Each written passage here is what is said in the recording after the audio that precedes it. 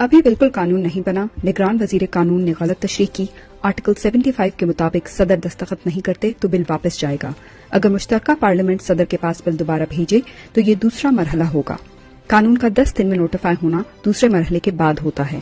یہ بل آئینی طور پر ابھی پہلے مرحلے میں ہی نہیں آئے تھے۔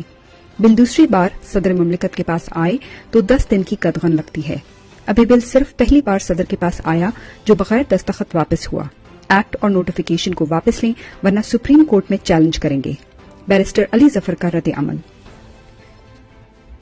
فوجی عدالت سے متعلق سپریم کورٹ میں کیسز زیر التوا ہے۔ اسٹاف کے ساتھ مل کر جن لوگوں نے یہ بل پاس کرایا ہے وہ مجرم ہیں۔ بل پاس کرانے والے مجرمان کے خلاف کیسز اور ایکشن ہونا چاہیے۔ ایڈوکیٹ شعیب شاہین کا رد عمل۔ صدر پاکستان کے حکم کی خلاف ورزی ہوئی وہ سراسر آئین اور ریاست سے غداری ہے اور اس کے بینیفیشری غدار ہیں، آرٹیکل 6 کے حقدار ہیں۔ سپریم کورٹ کو کم از کم صدر پاکستان کو تو انصاف دینا چاہیے۔ علی ظفر بٹر کا رد عمل۔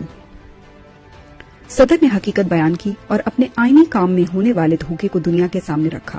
جناب صدر، آپ نے نہ آئین توڑا، نہ اختیارات کا ناجائز استعمال کیا اور نہ ہی اختیارات سے تجاوز کیا ہے۔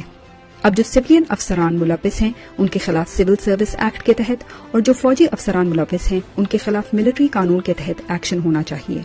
ریاست کے سب سے بڑے عہدے اور آئینی ادارے کا ایسا تمسخر بنایا جانا پوری قوم کے لیے پشیمانی کا باعث ہے۔ ایڈوکیٹ انتظار حسین پنجوتا کا رد عمل۔ آرٹیکل 75 صدر کو عام طور پر نظر ثانی کے لیے بل واپس کرنے کی اجازت دیتا ہے۔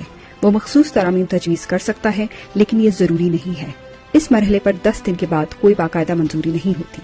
صدر کا بیان کہ جس میں انہوں نے بل واپس کرنے کی ہدایت کی وہ اعلیٰ ترین ساخت کا مستحق ہے۔ ایڈوکیٹ سلمان اکرم راجہ کا رد عمل۔ صدر کا کہہ دینا ہی ثبوت ہے، دستخط انہوں نے کرنے تھے، بتا دیا کہ انہوں نے نہیں کیے۔ ماتحتوں نے حکم عدولی کی۔ وہ صدر پاکستان ہیں، افواج کے سپریم کمانڈر ہیں، اس سے تو بڑا کوئی عہدہ بھی نہیں ہے۔ ایڈوکیٹ عدنان رندھاوا کا رد عمل۔ دونوں بل صدر عارف علوی کی طرف سے تردید کے بعد کوئی قانونی حیثیت نہیں رکھتے۔ بغیر صدر مملکت کی تصدیق کے بل پاس کرنا بالکل غیر قانونی اور غیر آئینی ہے۔